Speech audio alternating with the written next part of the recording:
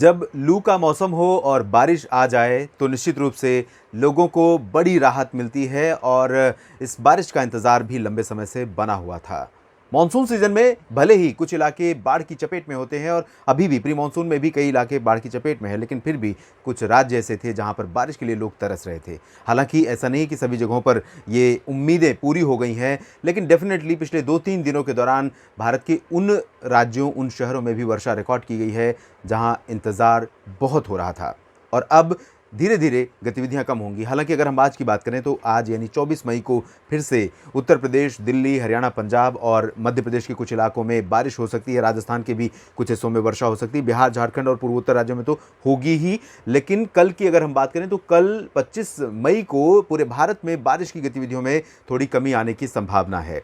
लेकिन इसके बावजूद प्री मानसून की गतिविधियां इस समय जिस तरह से इन्हेंस हुई हैं, जिस तरह से बढ़ी हैं, उसके चलते मैं ये ज़रूर कह सकता हूँ कि कई क्षेत्रों में लोगों को गर्मी से राहत मिलेगी। दक्षिण भारत के क्षेत्रों में भी बारिश होने की संभावना है। तो कई मौसमी सिस्टम हैं, ये सैटेलाइट की ताज़ा तस्वीरें हैं। अगली स्लाइड में जानते हैं कि किन इलाकों पर बारिश होने की संभावना 25 मई को दिखाई दे रही है।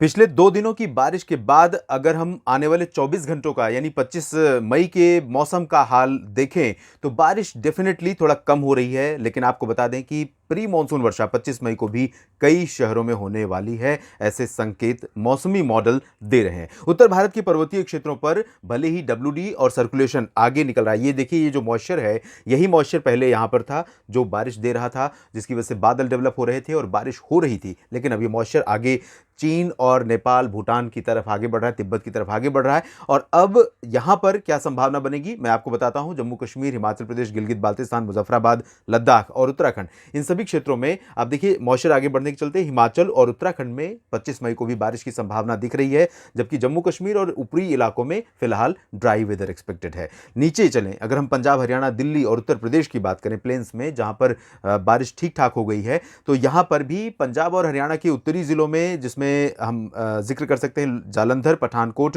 रूपनगर, नवा शहर का उत्तरी हिस्सों में रोपड़ तक, और इधर पंचकुला, अंबाला, यमुनानगर, करनाल, कुरुक्षेत्र, साथ ही साथ राष्ट्रीय राजधानी दिल्ली को भी हम रूल आउट नहीं कर सकते। हो सकता है सुबह के समय थोड़ा सा स्पेल दिख जाए, उसके बाद हवाएं पश्चिमी दिशा से आएंगी तो आसमान साफ हो जाएगा, मौसम शुष्क हो जाएगा और धूप तेज होगी, तापमान बढ़ेगा। हालांकि आज शाम के समय, रात के समय इन भागों में वर्षा हो सकती है। उत्तर प्रदेश में देखें तो मॉइस्चर नजर नहीं आ रहा है, लेकिन उम्मीदें हैं यहां पर बारिश की। बादल आ सकते हैं, बादल डेवलप हो सकते हैं और कुछ इलाकों में वर्षा हो सकती है। खासतौर पर बुंदेलखंड का ये वाला रीजन प्रभावित हो सकता है, जिसमें मैं कह सकता हूं महोबा, चित्रकूट, झांसी, जालौन, उरई, कानपुर, लखनऊ का हिस्सा शामिल रहेगा। अयोध्या, वाराणसी, गोरखपुर में भी थोड़ी बहुत बारिश हो सकती है। प्रयागराज और मिर्जापुर में भी वर्षा के संकेत दिखाई दे रहे हैं। इधर हम अगर राजस्थान की बात करें तो उत्तर पूर्वी जिलों में जयपुर, अजमेर, सवाई माधोपुर, कोटा, टोंक, भरतपुर, अलवर, झुंझुनू, इन हिस्सों में कुछ स्थानों पर वर्षा की संभावना है। पश्चिमी राजस्थान के शहरों में ड्राई वेदर रहेगा। चूरू, गंगानगर, हनुमानगढ़ से लेकर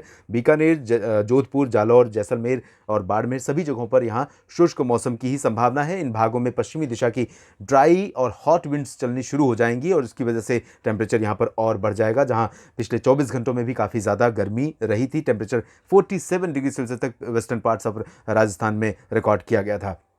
इसके बाद सेंट्रल इंडिया की बात करेंगे। यहां मध्य प्रदेश के उत्तर पश्चिमी जिलों में और उत्तर पूर्वी जिलों में कुछ स्थानों पर वर्षा होने की संभावना दिखाई दे रही है। यहां गुना, ग्वालियर और श्योपुर, शिवपुरी, इन सभी क्षेत्रों में कुछ जगहों पर वर्षा संभावित रहेगी। सागर, सतना, पन्ना से लेकर सिंगरौली, रीवा, उमरिया, जबलपुर, मांडला, बालाघाट में भी थोड़े बहुत बादल बन सकते हैं। और दक्षिण पश्चिमी जिलों में भी भोपाल, विदिशा, इंदौर, उज्जैन, रतलाम, धार, देवास, खरगोन, इन भागों में भी लाइट रेन हो सकती है। इधर गुजरात में पूरा का पूरा रीजन ड्राई दिख रहा है, लेकिन मेरा अनुमान यह है कि सौराष्ट्र के इन तटीय क्षेत्रों में, जिसमें दादरा नगर हवेली, दमन दीव का भी रीजन शामिल रहेगा और दक्षिण पूर्वी हिस्सा सूरत, वलसाड़, नवसारी का भी रीजन शामिल रहेगा, बादल रहेंगे, थोड़ी बहुत वर्षा हो सकती है, ज्यादा इंटेंस एक्टिविटी नहीं होगी, लेकिन पूरी तरह से ऐसे ड्राई वेदर नहीं रहेगा। उत्तरी जिलों में यहां शुष्क मौसम रहेगा।